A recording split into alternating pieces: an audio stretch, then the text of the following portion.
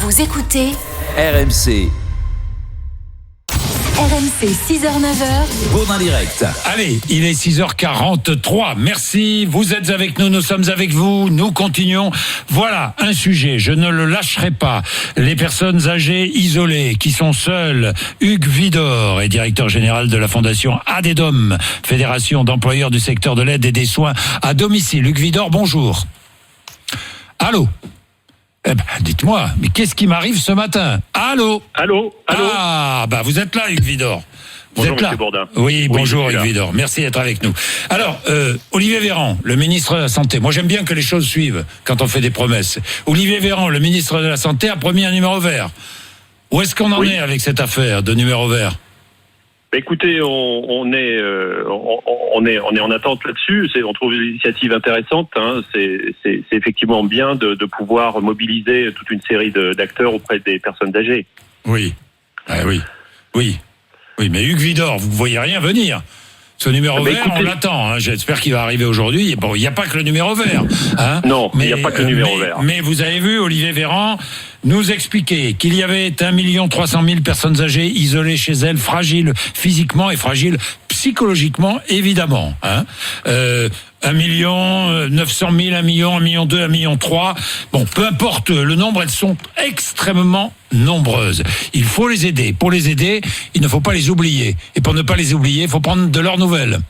Hugues Vidor. Exactement. Il faut prendre de leurs nouvelles, il faut les accompagner, il faut que personne ne soit oublié, c'est-à-dire que l'isolement, c'est aussi une forme de virus de notre société et le lien social dans ce cadre-là est extrêmement important. Et je voudrais rappeler à ce sujet que, au-delà des initiatives qui peuvent se prendre avec des mairies, des bénévoles, des associations, il y a tout le secteur justement du domicile que vous avez cité, et que nous sommes des acteurs essentiels dans la prise en charge des personnes âgées. On a des auxiliaires de vie, des infirmiers, des agents à domicile. Est-ce qu'aujourd'hui, Hugues Vidor, les auxiliaires de vie rendent toujours visite de la même manière, ou est-ce que certaines ont décidé de ne plus parce qu'elles ont peur d'un risque ou elles ont peur d'apporter le virus chez la personne âgée ? Est-ce qu'elles ont décidé de se retirer ? Alors, on peut dire que globalement, l'ensemble des professionnels restent très mobilisés. Mais ce que vous dites est juste.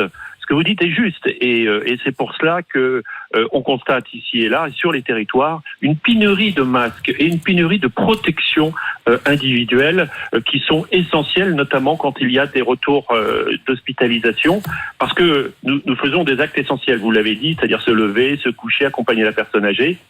Et donc là, les gestes barrières ne suffisent pas. Il faut des masques, bien sûr, mais quand la personne est suspectée d'avoir le Covid, eh bien, il faut pouvoir aussi protéger les salariés et protéger les bénéficiaires. Et dans ce cadre-là, on constate que la pénurie que nous avions au début de la pandémie n'est pas réglée. Et je voudrais saisir cette occasion que vous me donnez, Monsieur Bourdin, de lancer un appel pressant à l'ensemble des entreprises, à l'ensemble des collectivités territoriales, à l'ensemble des particuliers pour faire face à ce manque de masques et à ce manque de protection individuelle. Je vais vous donner un chiffre, Monsieur Bourdin. Au niveau de notre secteur, nous avons 150 000 salariés qui interviennent au quotidien et qui, malgré les difficultés et malgré la peur parfois, eh bien, vont voir et accompagnent les personnes en situation de perte d'autonomie. Ça veut dire pour nous, au minimum, 600 000 masques par jour. Ça veut dire sur un mois, 16 millions, 150 000 salariés. Nous sommes 4 fédérations. L'UNA, l'ADMR, la FNAP, CCS, CFF, et nous, c'est l'ADEDOM. Vous l'avez indiqué, ADEDOM. Et je fais un appel pour dire, il faut soutenir ces fédérations.